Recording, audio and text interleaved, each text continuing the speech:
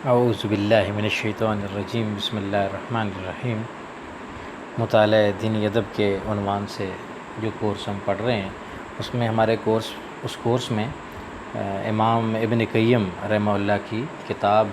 اعلام الموقعین عن رب العالمین کے نام سے کتاب کا تعارف اور جائزہ اور اس کے منتخب حصے کا مطالعہ بھی شامل ہے۔ آج اس کتاب کا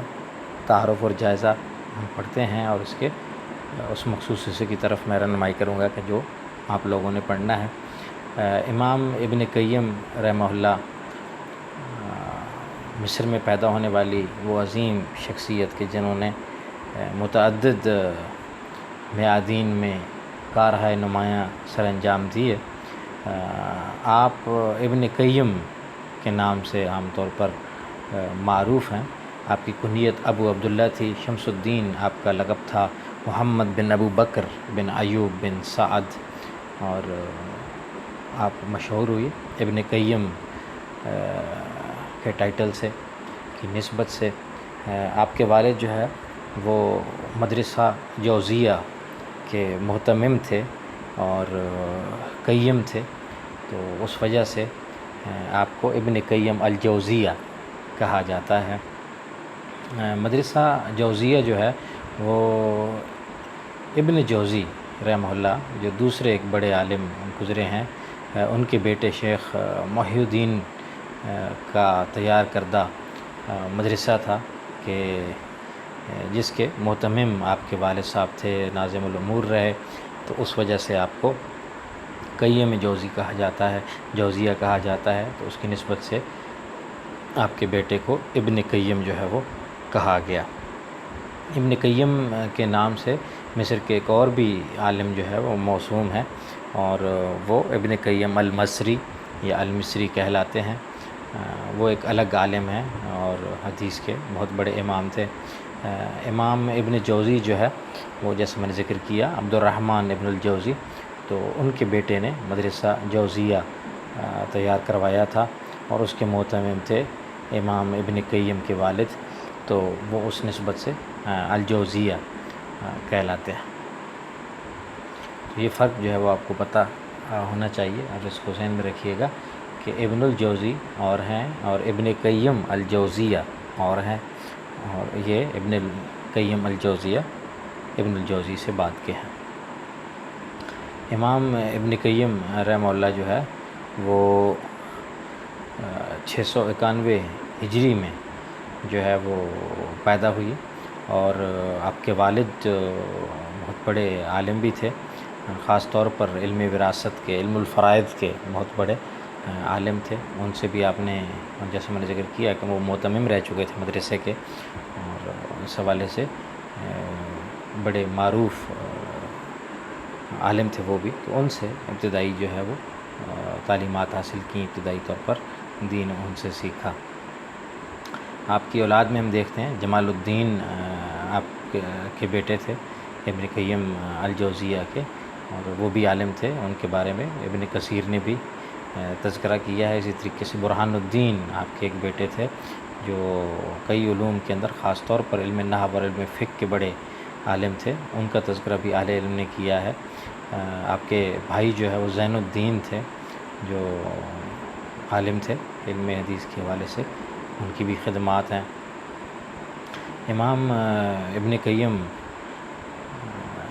الجوزیہ بہت اعلیٰ اخلاق کے اور اعلیٰ کردار کے حامل تھے، اور ان کے بارے میں بتایا جاتا ہے کہ وہ بڑا لمبا جو ہے وہ قیام کرتے تھے اور لمبے سجود، اور بہت خشوع اور خضوع کے ساتھ جو ہے وہ عبادت کے اندر مشغول رہتے تھے، خاص طور پر فجر کی نماز کے بعد جو ہے وہ بڑی دیر تک نماز میں یعنی وہیں پر بیٹھے رہتے مصلی پر اور عبادت میں مشغول رہتے تھے۔ امام ابن قیم رحمہ اللہ کے بارے میں مختلف علماء نے تذکرہ کیا۔ حافظ ذہبی نے ذکر کیا کہ وہ علم حدیث اور خاص طور پر اس کے مختلف جو فنون ہیں ان سے بھی گہرا شغف رکھتے تھے، فقہ سے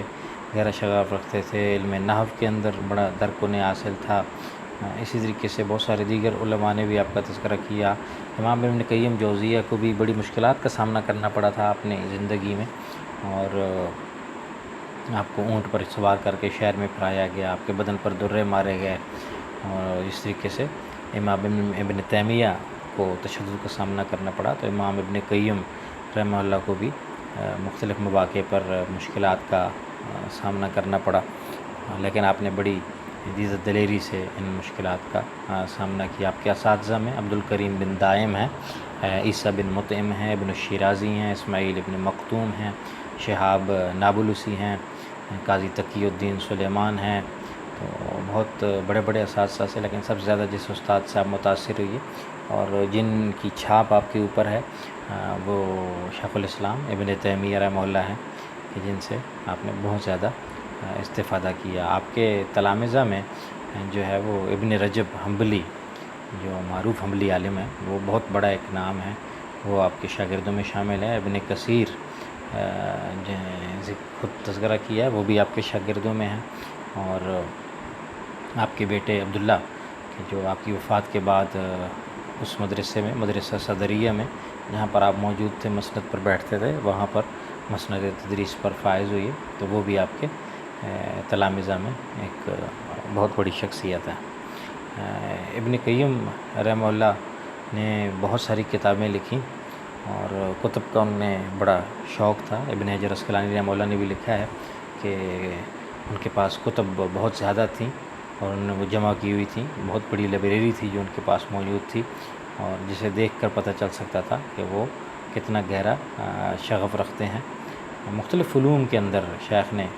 مختلف جو ہے وہ کتابیں تحریر کی۔ آپ ہم دیکھتے ہیں جب سیرت کے اندر تو زاد المعاد کے نام سے بڑی شہرۂ آفاق سیرت پر آپ نے کتاب تحریر کی۔ تصوف کے حوالے سے ہم دیکھتے ہیں تو مدارج السالکین آپ کی بہت عمدہ اور کمال کی کتاب ہے، جس کو بہت زیادہ پڑھا گیا اور بہت زیادہ کنسلٹ کیا گیا۔ اور پھر آپ کی یہ کتاب کہ جسے ہم اعلام الموقعین عن رب العالمین کے نام سے جانتے ہیں، یہ کتاب بھی آپ کی وہ کتاب ہے کہ جس نے آپ کو بہت زیادہ شہرت بخشی، اور یہ وہ کتاب ہے کہ جس کے بارے میں مولانا ابوالکلام آزاد نے ایک جگہ پہ لکھا کہ مباحث فقہ و حدیث میں متاخرین کا کافی ذخیرہ موجود ہے، لیکن اس سے بہتر اور زیادہ بڑھ کر کوئی کتاب اور نہیں ہے، یعنی فقہ و حدیث کے مباحث۔ تو اس کتاب کو اصول فقہ کی کتب کے اندر بھی شمار کیا جاتا ہے، اور قواعد کی کتب کے اندر بھی، قواعد فقہیہ کی کتب کے اندر بھی اس کتاب کو جو ہے وہ شمار کیا جاتا ہے، اس کی علمیت کی بنا پر اور اس کے